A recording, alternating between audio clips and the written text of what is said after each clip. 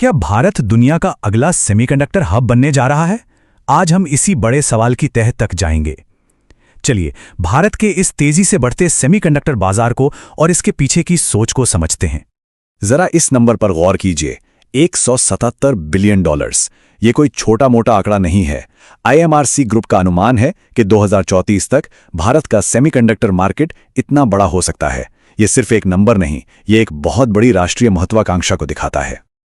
और बात सिर्फ साइज की नहीं है, रफ्तार की भी है। 2026 से 2034 के बीच ये मार्केट हर साल, जी हां, हर साल 12% से ज्यादा की रफ्तार से बढ़ने वाला है। ये ग्रोथ वाकई जबरदस्त है और ये इशारा करती है कि इस सेक्टर में कितने बड़े मौके आने वाले हैं। तो चलिए, भारत के इस $177 बिलियन के चिप वाले सपने को थोड़ा और करीब से देखते हैं। अच्छा, इस इंडस्ट्री में कौन कौन सी कंपनियां हैं, ये जानने से पहले एक बहुत जरूरी चीज को समझना होगा। ये एक टेक्निकल टर्म है, OSAT। तो ये OSAT आखिर है क्या? इसका फुल फॉर्म है outsource semiconductor assembly and test. अब इसे आसान भाषा में समझिए। मान लीजिए चिप बनाना एक कार बनाने जैसा है, तो OSAT का काम है उस कार की फाइनल असेंबली करना, उसे पेंट करना और टेस्ट करना कि सब कुछ ठीक से काम कर रहा है या नहीं। मतलब OSAT कंपनियां बनी बनाई चिप को लेकर उसे पैक करती हैं और टेस्ट करके पक्का करती हैं कि वो इस्तेमाल के लिए एकदम तैयार है। और हाँ, ये चिप बनाने की पूरी प्रोसेस का एक बहुत ही नाजुक और जरूरी पड़ाव है। जब सिलिकॉन डिस्क पर सर्किट बना दिए जाते हैं, जिसे वेफर फैब्रिकेशन कहते हैं, उसके बाद OSAT का काम शुरू होता है।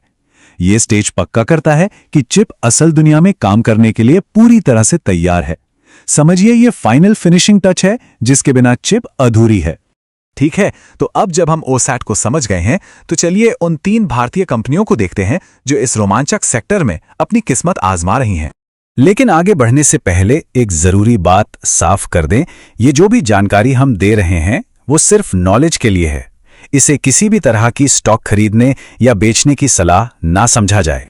तो लिस्ट में सबसे पहला नाम है CG power and industrial solutions का। ये एक पुरानी और जानी मानी मैन्युफैक्चरिंग कंपनी है जो अब एक बिल्कुल नई दिशा में कदम बढ़ा रही है। अब देखिए, CG पावर को हम सब पंखे, हीटर और मोटर्स जैसी चीजों के लिए जानते हैं, लेकिन अब ये कंपनी गुजरात के सानंद में एक OSAT यूनिट लगा रही है। और ये कोई छोटा मोटा प्रोजेक्ट नहीं है, ये उनके 76 अरब रुपए के एक बहुत बड़े प्लान का हिस्सा है। ये उनके लिए एक बहुत बड़ा गेम चेंजर हो सकता है। अगर इनके फाइनेंस पर एक नजर डालें तो FY26 की तीसरी तिमाही में कंपनी की नेट सेल्स और नेट प्रॉफिट दोनों में ही पिछले साल के मुकाबले अच्छी खासी बढ़ोतरी हुई है। ये मजबूत फाइनेंशियल हेल्थ दिखाती है कि कंपनी के पास सेमीकंडक्टर जैसे नए और खर्चीले बिजनेस में उतरने का दम है। हमारी लिस्ट में अगली कंपनी है मॉसचिप टेक्नोलॉजीज, और इनका खेलने का तरीका थोड़ा अलग है। मॉसचिप असल में एक डिजाइन एक्सपर्ट है। ये खुद चिप नहीं बनाते, बल्कि दूसरी कंपनियों यानी OEMs के लिए प्रोडक्ट्स डिजाइन और इंजीनियर करते हैं। और इनकी ग्रोथ तो देखिए, पिछले 3 सालों में इनकी बिक्री औसतन 46.8% और मुनाफा तो 73.1% की सालाना दर से बढ़ा है। कमाल के नंबर हैं ये। हाल की परफॉर्मेंस भी काफी दमदार है। FY26 की दूसरी तिमाही में रेवेन्यू में 17% और नेट प्रॉफिट में 25% की साल दर साल बढ़त हुई है। इससे साफ पता चलता है कि इनकी डिजाइन एक्सपर्टाइज की मार्केट में कितनी ज्यादा डिमांड है। और इनकी टेक्निकल काबिलियत का सबसे बड़ा सबूत है इसरो के लिए इनका सफल सिलिकॉन ब्रिंगअप। सिलिकॉन ब्रिंगअप का मतलब है किसी नए चिप डिजाइन को पहली बार पावर ऑन करके टेस्ट करना। और इसरो जैसी बड़ी संस्था के लिए यह काम सफलतापूर्वक करना इनकी हाई लेवल इंजीनियरिंग का लोहा मनवाता है। और अब आते हैं हमारी तीसरी कंपनी पर, केन्स टेक्नोलॉजीज।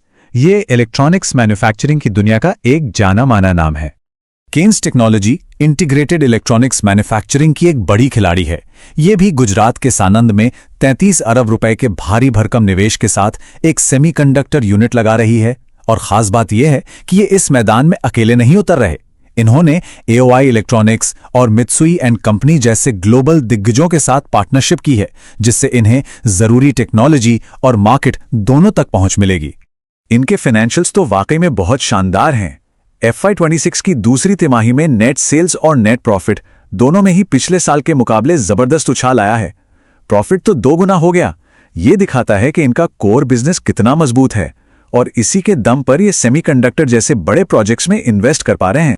तो इतनी सारी रोमांचक डेवलपमेंट्स को देखकर अब सबसे बड़ा सवाल ये उठता है कि एक इन्वेस्टर को इस मौके को किस नजर से देखना चाहिए। तो क्या इन स्टॉक्स में निवेश के बारे में सोचना चाहिए? देखिए, इसका जवाब सिर्फ खबरों या बाजार की हवा में नहीं है। खबरों के दम पर आई तेजी ज्यादा दिन नहीं टिकती। किसी भी सॉलिड इन्वेस्टमेंट डिसीजन के लिए 3 चीजों को बहुत ध्यान से देखना जरूरी है। पहला, कंपनी के फंडामेंटल्स, यानी उसकी असल वित्तीय ताकत। दूसरा, कॉर्पोरेट गवर्नेंस, मतलब कंपनी को चलाने वाले लोग कैसे हैं। और तीसरा, वैल्यूएशन, क्या स्टॉक की कीमत सही है, कहीं बहुत ज्यादा तो नहीं।